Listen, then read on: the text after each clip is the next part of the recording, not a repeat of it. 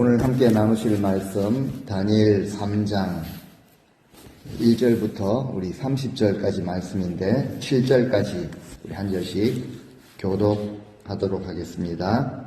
오늘날 시대의 모습을 보면은 살아가는 모습도 그러고 정치의 모습도 그러고 한 가지 특징 중에 하나는 참 배교하는 그런 시대이다라는 것을 생각해 볼 수 있습니다. 신앙생활도 마찬가지라고 생각을 합니다. 배교하는 일이 그렇게 있을까라고 말할지 모르지만 특별히 우리는 일제치하에서 신사참배로 그렇게 했습니다. 그 가운데 이제 이완용 같은 그런 이제 나라를 이제 배반하는 이런 모습도 이제 나타나게 되죠. 오늘 말씀을 이제 살피면서 다니엘의 세 친구들이 이제 금신상에게 절하지 않는 이런 모습을 보면서 배교가 흥왕하는 이런 시대에 우리가 큰 도전을 받을 수 있을 것이라고 생각을 합니다. 내용을 우리가 좀 이야기식으로 오늘 살펴보겠지만 그냥 옛날에 오랜 구약 시절에 있었던 한 이야기가 아니라 오늘날 우리에게 주시는 이런 귀한 메시지로 받아들이실 수 있으면 좋겠습니다. 느부갓네살이 도무지 이해할 수 없는 그 꿈을 꾸게 되었습니다. 그것으로 인해 이제 바벨론 전국에 위기가 오게 되었죠. 도무지 해석할 자가 없어서 이제 그 위기가 찾아오게 되는데 그 불똥이 이제 다니엘에게까지 튀어오게 되었습니다. 그런데 왕 앞에 서게 된 다니엘은 이제 하나님이 주신 지혜로 그 꿈을 해석해내게 되죠. 바로 큰 신상에 대한 것입니다. 머리는 순금인데 이제 팔과 가슴은 은으로 되어 있고 그리고 배, 넓적다리는 노수로 되어 있습니다. 그리고 종아리는 쇠로 되어 있고 발의 일부는 쇠이고 일부는 흙으로 되어 있는 신상을 느부갓네살이 보게 되죠. 그런데 손대지 않은 돌이 이것을 무너뜨리게 된다라는 것이죠. 그래서 다니엘이 이 꿈을 해석하기를 이제 하나님께서 보여주신 그런 꿈이기 때문에 이제 내가 해석하는 것이 확실하다. 그리고 반드시 그렇게 될 것이다. 라고 다니엘은 분명하게 믿음으로 그렇게 선포하며 이제 고백을 합니다. 이 꿈을 해석을 하고 나서 이제 느부갓네살이 다니엘 앞에 절을 하게 되죠. 예물을 다니엘에게 바칩니다. 그리고 꿈을 해석하게 하신 그 하나님께 경배를 드리죠. 그래서 다니엘이 이 전국을 다스리는 자리에 앉게 됩니다. 왕궁에 이제 앉게 되죠. 위치는 이제 왕궁으로 옮겨지게 됩니다. 하지만 지위가 아주 상승이 되었다고 그렇게 자만하는 모습이 아니라 여전히 하나님을 경배하는 이런 모습을 다니엘이 보여주고 있습니다. 다니엘이 해석했던 그 꿈은요, 이제 인류 역사가 종말을 향해서 진행이 되고 있다라는 것을 보여줍니다. 우리는 이것을 가지고 기독교 역사관이라고 이렇게 부르기도 합니다. 종말론적인 역사관을 우리가 가지고 있다라는 거죠. 지금 세상은 끝을 향해 가고 있고 이제 주님은 반드시 다시 오시는 분이시다. 이것을 이제 종말론적인 역사관이라고도 할 수가 있습니다. 역사상에 있었던 아무리 강한 제국이라고 할지라도 바벨론, 페르시아, 또 로마 제국, 그리스, 헬라 제국 모든 제국이 패권을 잡았다고 할지라도 역시 역사 속에서 다 사라졌습니다. 이것처럼 세상에 종말이 온다라는 것이죠. 무엇에 의해서 이루어집니까? 손대지 않는 돌, 예수 그리스도에 의해서 이제 모든 것이 다 무너지고 또 새로워진다라는 것이죠. 그 세상에 영원한 것은 없습니다. 금이나 다이아몬드가 영원히 끝까지 가는 것 같지만 영원하지 않습니다. 영원한 그리스도의 나라가 지금 우리 앞에 성큼성큼 다가오고 있다는 것이죠. 그래서 우리 성도들은 종말론적인 이 역사관을 늘 가지고 살아야 합니다. 언제라는 이 때와 시기에 대해서는 아버지의 권한에 두신 것이죠. 주님도 그렇게 말씀하셨습니다. 하지만 이것이 우리 삶에 분명히 이루어지는 것을 우리가 믿음의 눈으로 바라보고 그날을 준비하고 살아야 한다라고 주님께서 말씀을 하셨습니다. 오늘 본문 1절 말씀을 보니까 이 느부갓네살 왕이 금으로 신상을 만드는데 굉장히 큰 신상입니다. 60규빗. 그래서 팔꿈치 길이를 한 규빗이라고 하는데요. 대충 50cm 정도로 잡아도 이제 30m가 되는 이런 금으로 만든 신상을 세울 정도이니, 그리고 이제 그것을 평지, 모든 사람들이 다 볼 수 있도록 이 평지에 세우게 되죠. 앞에서 다니엘이 꿈을 해석해 주었을 때 느부갓네살은 다니엘에게 절을 하고 하나님께 경배를 드렸습니다. 그리고 이런 말을 했죠.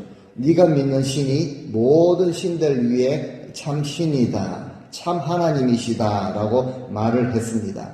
그런데 바로 이제 3장에 넘어와서는 금신상을 만들게 되죠.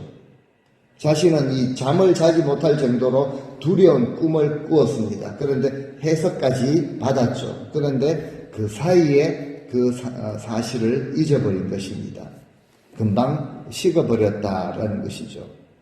그래서 우리가 가지고 있는 이 신앙은 감정에 기초를 두어서는 안 되는 것이다 라는 것이죠. 그런데 때때로 우리의 신앙의 모습은 너무 감정적입니다. 그도 그럴 것이, 우리 인간은 이성의 동물이 아니라 감정의 동물이기 때문에 그렇습니다. 너무 감정적이라는 것이죠. 내가 좋으면은 모든 것이 다 좋은데 내가 싫으면은 무엇을 해도 싫어져 버리는 이런 모습이 우리에게는 있다는 거죠. 이것은 감정에 기초한 신앙입니다. 특징은요, 금방금방 식어버립니다. 근데 우리 신앙은 분명히 하나님의 말씀에 기초를 두어야 합니다. 그 말씀이 영원한 진리이고 그 말씀이 영원하기 때문에 그렇습니다. 느부갓네살이 하나님을 높이고 찬양을 하고서도 이제 높이가 30m가 되는 큰 금으로 만든 신상을 만들어서 사방에서 볼 수 있도록 평야에 그렇게 세우게 되죠. 그리고 다음 절을 보시면은 모든 관원들을 모아가지고 그 신상의 낙성식에 참석하도록 합니다. 그래서 3절에 보니까 여러 직분의 모든 그런 관원들이 모두 왕이 세운 그 신상 앞에 서게 되죠. 그때 4절 보시니까 이제 사회자가 큰 소리로 외칩니다. 이 나라의 백성들과 모든 다른 나라들 참석한 자들이 많았던 것 같습니다. 그들에게 이렇게 말하죠. 우리 왕이 너희들에게 명령을 내리셨다. 무슨 명령입니까? 5절인데요. 이제 나팔과 피리, 수금, 모든 종류의 악기들이 나옵니다. 외국에서 이제 유입된 악기들도 많은데요. 너희들이 이 모든 악기 소리를 들을 때, 그러니까 이제 군악대 같은 것이 연주를 한다라는 거죠. 이 연주 소리가 들릴 때에는 느부갓네살 왕이 세운 이 신상을 향해서 절을 하라. 이 금신상에게 절을 하라라는 것이죠. 자신이 얼마 전에 꾸었던 그 꿈을 까맣게 잊어버렸습니다. 그리고 이제 금으로 신상을 만들고 모든 백성들로 하여금 거기에 절하도록 만들고 있죠. 결국 자기를 우상화시키는 것이죠. 나에게 절을 하라라는 것이죠. 신상에게 절을 해서도 안 되지만 우리는 사람을 높여서도 안 됩니다. 서로를 존중하고 귀하게 여기고 서로에게 순종해야 하는 것은 맞지만 사람 높이는 것은 아닙니다. 무서운 일이죠. 하나님께 영광을 돌리지 않으면 위험합니다. 하나님은 그 영광을 어느 누구에게도 양보하지 않으시기 때문에 그렇습니다. 그런데 느부갓네살이 그 지경이죠. 평지에 어마어마한 신상을 세우고 모든 관원들을 불러 모아놓고 명령을 내립니다. 이 다양한 악기 연주 소리가 들릴 때 이 신상에게 절을 하라. 그런데 절하지 않는 자는 처형할 것이라 라고 6절에 말씀을 합니다. 어떤 처형을 당합니까? 고문 좀 당하고 매를 맞는 정도가 아니라 풀무불에 던져진다는 것이죠. 영어 성경에 보면 blazing furnace, 용광로에 던져지겠다라는 것입니다. 그것도 맹렬하게 타는 blazing 하는 이런 용광로에다가 집어 던지겠다라고 그렇게 엄포를 내리고 있습니다. 그래서 7절을 보시면은 이제 다른 도리가 없죠. 모든 백성들은, 그 나라에 거하는 모든 백성들은 악기 소리가 들릴 때 바로 엎드려서 신상을 향해 절을 했다라는 것이죠. 권력 앞에서는 도리가 없는 것 같습니다. 그 앞에서 어떻게 견딜 수가 있겠습니까?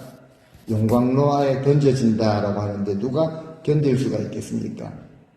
우리는요, 너무 이렇게 시련이 없는 이런 시대를 살고 있어서 잘 실감을 하지 못할 것이라고 생각이 되어집니다. 우리는 고문도 못 견디고 신사에 참배를 했던 그런 민족이었죠. 그리고 교계가 지도자들이 앞장서서 그 일을 행했습니다. 절하지 않는 자들을 오히려 교회 목사들이 일본 경찰에 고발할 정도였다라는 것이죠. 그런데 우리라고 별 수가 있겠습니까? 대단한 믿음이 있는 것 같지만 이런 시험 앞에 설 때는 정말 별다른 도리가 없는 그런 인생이다라는 것을 우리가 생각해 볼 수 있습니다. 그런데 이어지는 이제 오늘 본문에 이어지는 말씀을 보면은 일부 유대 사람들이 절을 하지 않았다라는 것이죠. 이것을 갈대아 바벨론 사람들이 왕 앞에 가서 고발을 해버립니다. 그런데 일단은 이제 9절을 보면은 왕에게 가서 아부를 떨게 되죠. 왕이여 만수무강하십시오 라고 이렇게 먼저 아부를 떨게 됩니다. 왕께서 말씀하시기를 누구든지 이 악기 소리를 들을 때 금신상에게 절을 하라 라고 명령을 내리지 않으셨습니까?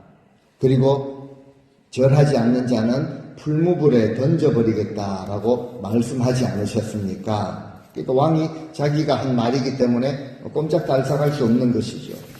그런데 이제 보니까 문제가 생겼습니다. 어떤 문제입니까? 12절에 나와 있죠. 이렇게 말씀을 하십니다. 이렇게 말을 하죠. 이제 유다 사람 몇 명의 유다 사람인데 이름이 무엇입니까? 이제 다니엘의 친구들이죠.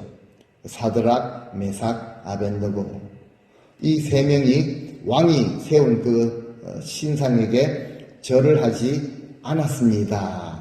이제 다니엘의 세 친구가 지금 등장하게 되죠. 그 일부 대적들이 사드락, 메삭, 아벤느고를 고발을 해버립니다. 왕이여, 이들은 신상에게 지금 절을 하지 않았습니다. 그러니까 이 보고를 들은 느부갓네살이 대노를 하게 되죠. 13절에 그렇게 말합니다. 노하고 불하여서 이 세 명을 끌고 와라. 그래서 사람들이 왕 앞으로 끌고 오게 됩니다. 그리고 묻죠. 사드락, 메삭, 아벤느고야, 너희가 내 신을 섬기지 않고 내가 세운 그 신상에게 절하지 아니하였다라고 하는데 사실이냐? 뭐라고 대답하겠습니까? 사실입니다. 그러니까 왕이 또 말을 하죠. 이제라도 준비했다가 악기 소리가 들리거든 신상 앞에 절을 하면 좋겠지만 너희가 만일 절하지 아니하면은 즉시 너희들을 맹렬히 타는 풀무불 가운데 던져 넣을 것인데 누가 너희를 능히 건져내겠느냐. 이제라도 지금이라도 봐줄 테니까 절을 하라. 사실 이런 기회가 주어진다면 여기서도 거의 다 무너지는 법이죠. 그런데 16절, 17절, 18절을 보시면은 이렇게 대답을 합니다. 느부갓네살이여, 우리가 이 일에 대해서는 왕에게 대답할 필요가 없다라고 말을 하죠. 17절, 왕이여, 우리가 섬기는 하나님이 계시다면 우리를 맹렬히 타는 풀무불 가운데서 능히 건져내시겠고 왕의 손에서도 건져내시리이다. 18절 말씀 같이 읽으시겠습니다. 그렇게 하지 아니하실지라도 왕이여, 우리가 왕의 신들을 섬기지도 아니하고 왕이 세우신 금신상에게 절하지도 아니할 줄을 아옵소서. 아멘. 이 대답할 필요가 없는 일입니다. 던진다고 할지라도 우리는 이 신상에게 절을 하지 않겠습니다. 성경 말씀을 그냥 이제 말씀으로 읽을 때는 너무 쉽죠. 이 대단한 믿음의 사람들이구나. 근데 세 명에게 있어서는 생명을 걸어놓고 하는 그런 고백이었습니다. 얼마나 단호한 그런 표현인지 모릅니다. 타에 대해 여지가 없다. 여지 자체를 남겨놓지 않고 있죠. 이런 지하에 거절을 해버립니다. 제국의 왕 앞에서 스스로를 신처럼 여기는 존재 앞에서 거절하는 정도가 아니라 느부갓네살이여, 이 일에 대해서는 우리가 왕에게 대답할 그런 필요도 없는 일입니다. 누가 보더라도 제정신이 아닌 그런 상태로 보일 수 있는 일입니다. 거절하는 것도 대단한데 더 나아가서 이렇게 말하죠. 왕이 우리를 풀무불 가운데 던지더라도 하나님은 우리를 왕의 손에서 건져낼 것입니다. 아무리 믿음이 대단한 그런 청년들이라고 할지라도 그렇지, 지금 이런 상황에서 어떻게 이런 발언을 할 수 있겠는가? 거기에 한 수를 더 뜨죠. 18절 말씀에. 그렇게 아니하실지라도 우리는 절하지 않을 줄을 그렇게 아십시오. 이 정도로 이렇게 믿음으로 나온다면은 하나님께서 어떻게 하셔야 되겠습니까? 이 사람들을 풀무불에 던져지지 않도록 놀랍게 기적적인 방법으로 면해 주셔야 하는데, 하나님은 그들을 풀무불 가운데 집어넣으십니다. 고난을 비껴갈 수 있도록 하시는 것이 아니라 고난 속으로 집어넣으셔가지고 고난을 겪도록 만드신다라는 거죠. 그 느부갓네살이 분노를 하게 되죠. 명령을 내립니다. 풀무불, 그 용광로의 온도를 7배를 더 뜨겁게 하라. 그래서 이 풀무불의 온도가 얼마나 뜨거웠던지 세 친구들을 붙들고 갔던 군사들이 그 근처에 갔을 때 불에 타서 죽을 정도였습니다. 굉장히 뜨거운 불 가까이 가서 던지려고 할 때에 그들이 불에 타서 죽을 정도였다라는 거죠. 결국 그들은 용광로 안에 떨어지게 되었습니다. 그런데 놀라운 일이 일어나게 되죠. 아시는 것처럼 느부갓네살이 어떻게 되었나? 멀리서, 너무 뜨거우니까 멀리서 용광로를 지켜보고 있는데 그 가운데 4사람이 다니고 있는 것을 보게 되죠. 그래서 옆에 측근들에게 묻습니다. 불에 던져진 사람이 3명이 아니냐? 맞습니다. 3명입니다. 왕이 자기 입으로 이렇게 말합니다. 25절에 보니까 내가 보니 결박되지 아니한 4사람이 불 가운데로 지금 다니고 있다. 상하지도 않고 타지도 않고 그 4째 사람의 모양을 보니까 신들의 아들과 같다라고 자기식으로 그렇게 표현을 하게 되죠. 우리는 이 이야기를, 저도 그렇습니다. 주일학교 때부터, 어릴 때부터 들어왔던 그런 내용들입니다. 잘 알고 있는 내용이죠. 자유주의 신학자들이나 불신자들은 도저히 있을 수가 없는 일이기 때문에 이것은 만들어낸, 지어낸 이야기라고 그렇게 말을 합니다. 하지만 이것은 역사 속에서 다니엘 또 세 친구들에게 실제적으로 일어났던 그런 사건이죠. 근데 정말 얼마나 놀라운 일입니까? 3사람이 던져졌는데 느부갓네살이 보는 것은 4사람입니다. 4째 모양을 보니까 신들의 아들과 같다라고 자기 입으로 이렇게 표현할 정도입니다. 누구를 보았습니까? 그 풀무불 가운데 함께 동행하시는 예수 그리스도를 느부갓네살이 보게 된 것입니다. 신들의 아들의 모양과 같다라고 표현할 정도로 주님은 그 고난의 현장에 함께 계셨던 것이죠. 우리 찬송의 고백처럼 어저께나 오늘이나 영원 무궁토록 주님은 우리와 함께 하시는 분이 맞습니다. 그리고 그 극렬한 고난 속에서도 함께 하셨던 주님이셨죠. 그래서 히브리서 기자는 4장 15절에 와서 이렇게 고백을 합니다. 우리 말씀이 있으시면 같이 한번 읽어보시겠습니다. 우리에게 있는 대제사장은 우리 연약함을 동정하지 못하실 리가 아니요 모든 일에 우리와 똑같이 시험을 받으신 이로되 죄는 없으시니라. 아멘. 우리가 얼마나 연약합니까? 우리가 얼마나 잘 흔들리고 우리가 얼마나 감정적인 그런 부족한 모습이 있습니까? 고난을 당하기도 하고 아파하는 부분들이 우리 삶에 다 있습니다. 그런데 우리 위해서 모든 고난을 몸소 당하신 그 주님, 우리 인생의 모든 고난을 함께 겪고 계시는 분이시다라는 것을 성경이 밝히 드러내고 있습니다. 그래서 연약한 우리를 위한 그런 주님의 눈물이 있으셨고 주님의 아파하시고 긍휼히 여기시는 마음이 우리와 함께 하신다라는 것이죠.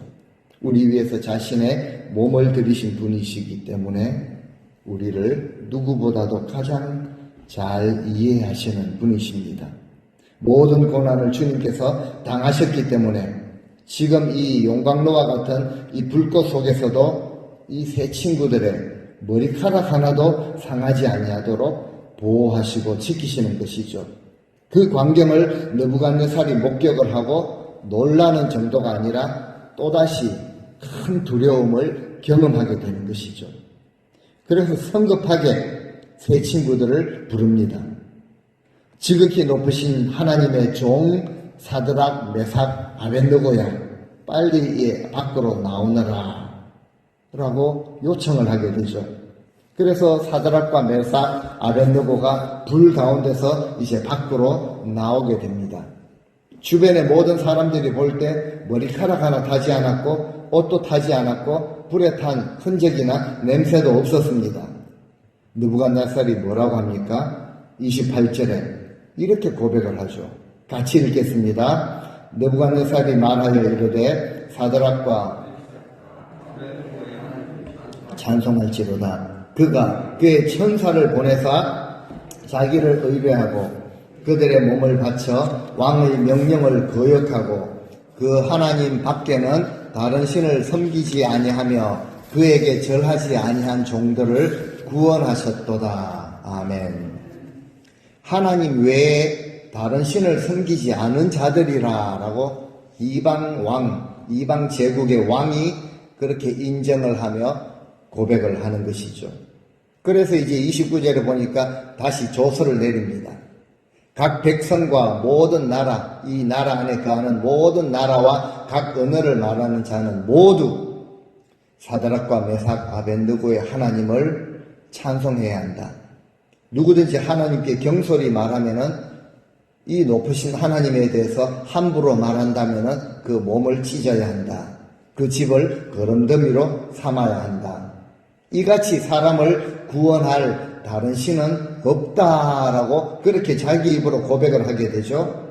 그리고 마지막 30절을 보시면은 드디어 그 느부갓네살 왕이 이 사드락과 메삭과 아벤느고를 바벨론 지방에서 더욱 높여주었다라는 말씀으로 맺고 있습니다. 엄청난 위기가 찾아왔죠.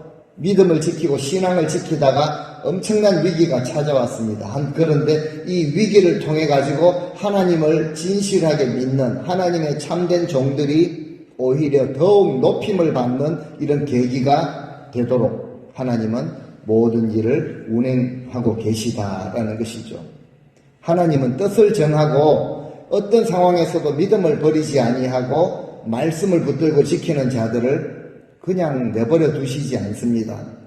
7배나 더 뜨거운 풀무불이라고 할지라도 머리털 하나 상하지 아니하도록 지키시는 하나님이시다라는 것을 보여주고 계십니다.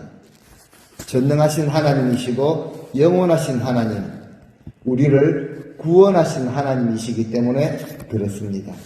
오히려 이방 왕의 입을 통해서 이같이 사람을 구원한 다른 신은 없다라고 고백하게 만들어 버리시죠. 그리고 마지막 절에 보면은 이 사드락과 메삭, 아벤느고를 바벨론 지방에서 더욱 높이게 되는 것으로 오늘 말씀을 맺고 있습니다. 우리도 사드락 메삭 아벳느고처럼 여러 가지 시험과 어려움을 경험하며 살아갈 때가 많습니다. 이들이 당한 이런 위기는 우리는 경험하지 못할 것입니다. 경험할 이유도 없다라는 것이죠. 하지만 오히려 오늘날 이 시대는 교묘하게 달콤하게 다가오는 이런 유혹들이 더 우리를 낭패로 이끌고 가는 그런 시대가 되어버린 것입니다. 배교하게 만들어버린 것이죠. 대놓고 예수 그리스도를 모른다라고 하지는 않지만 너무나도 교묘하게 배교하는 그런 자리로 이끌고 가는 그런 시대가 되어버렸습니다. 갈대아 사람처럼 우리 주변에 그런 환경들이 우리를 해치려고 달려드는 경우가 너무 많다라는 것이죠. 그래서 우리가 살아가는 이 세상은 보이지 않는 전쟁터와 같은 그런 시대를 우리가 살아가고 있습니다. 조국 대한민국뿐만 아니라 우리가 살아가고 있는 미국 땅도 지금 나라와 민족 모든 열방 가운데서도 눈으로 드러나는 폭탄이 터지는 이런 전쟁터도 있지만 더 위험한 것은 보이지 않는 전쟁터에서 살아가고 있는 이 시대라는 것이죠. 우리는요, 우리가 하고 싶은 것이면 마음대로 할 수 있는 자유의지가 있는 존재들입니다. 많은 사람들이 금신상 앞에 절을 하더라도 우리는 할 수도 있고 하지 않을 수도 있는 자유의지가 있는 자들이죠. 풀무불에 던져버리겠다라는 왕의 협박이 있을 때에도 우리는 두려워서 아무 말 하지 못할 수도 있고 하나님께서 그렇게 아니하실지라도 나는 내 믿음 지키고 나가겠습니다 라고 고백할 수도 있습니다. 분명한 것은 우리가 어떻게 믿고 우리가 어떻게 행동하고 우리가 어떻게 말을 하느냐에 따라서 우리의 믿음이 그대로 드러나게 되어 있다는 것이죠. 그리고 우리는 우리가 고백하며 우리가 행하는 그 믿음대로 하나님께서 우리 삶에 역사하시는 것을 우리는 역시 보게 될 것입니다. 사드락 메삭 아벳느고는 극렬히 타는 그 용광로에서 건져주시도록 구하지를 않았습니다. 그렇게 하지 아니하실지라도 우리는 왕의 신들을 섬기지도 아니하고 왕이 세운 그 금신상에게도 절하지 않을 줄을 아십시오 라고 담대하게 고백을 했죠. 우리도 이런 믿음을 가지고 우리가 이 세상을 살아갈 수 있으면 너무 좋겠습니다. 근데 우리는 너무 부족하고 연약하다라는 것이죠. 이런 풀무불이 아니라 그저 눈앞에 내 만족과 유익 앞에서도 무너지는, 감정 하나 다스리지 못하고 무너지는 이런 모습이 우리에게 너무 많이 있다라는 것을 우리는 고백하지 않을 수가 없을 것입니다. 그래서 우리에게는 믿음의 시련이 필요한 것이죠. 하나님 앞에 더 가까이 나아가려는 몸부림이 필요한 것입니다. 고난주간 특별 새벽 기도를 올해도 다시 시작하면서 우리 하나님 앞에 분명한 그런 고백이 있으면 좋겠습니다. 사드락 메삭 아벳느고처럼 이거는 왕에게 대당할 필요도 없습니다. 그렇게 아십시오. 우리는 금신상에 절하지 않습니다.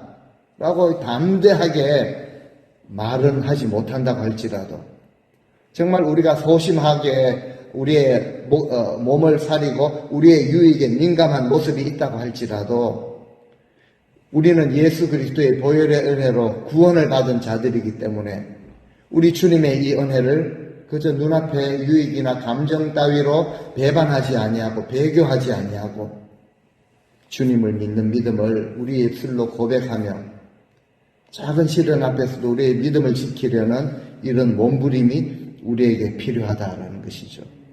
이런 것이 이어질 때 우리 앞에 풀무불과 같은 고난이 있다고 할지라도 주님은 우리와 함께 하시는 분이시며 우리를 능히 건지시는 분이심을 믿고 그 모든 시련을 견디며 이겨낼 수 있는 믿음의 삶을 살 수만 있다면 우리 인생을 향한 하나님의 그 풍성한 축복하심을 통해서 얼마나 귀하고 아름다운 내가 만족하는 역사가 아니라 하나님께서 귀하게 여기시는 이런 역사를 이루어가며 살아갈 수가 있겠습니까? 풀무불에서 건지시는 하나님의 놀라운 역사를 우리가 이루어가며 살아가기를 저도 소원을 합니다. 이 자리에 우리 사랑하는 삼일교회 모든 성도님들도 오늘 이 말씀을 예전부터 들어왔던 잘 아는 익숙한 이야기에 넘어가는 것이 아니라 정말 풀무불과 같은 그런 시련과 부딪힌다고 할지라도 세상에 무릎 꿇지 아니하고 작은 일에 배교하지 아니하고 모든 시험과 어려움을 넉넉히 능히 견디며 이겨내실 수 있는 그런 귀한 믿음의 사람들로 살아가시는 우리 성도님들 다 되시기를 주님의 이름으로 간절히 축원드립니다. 아멘.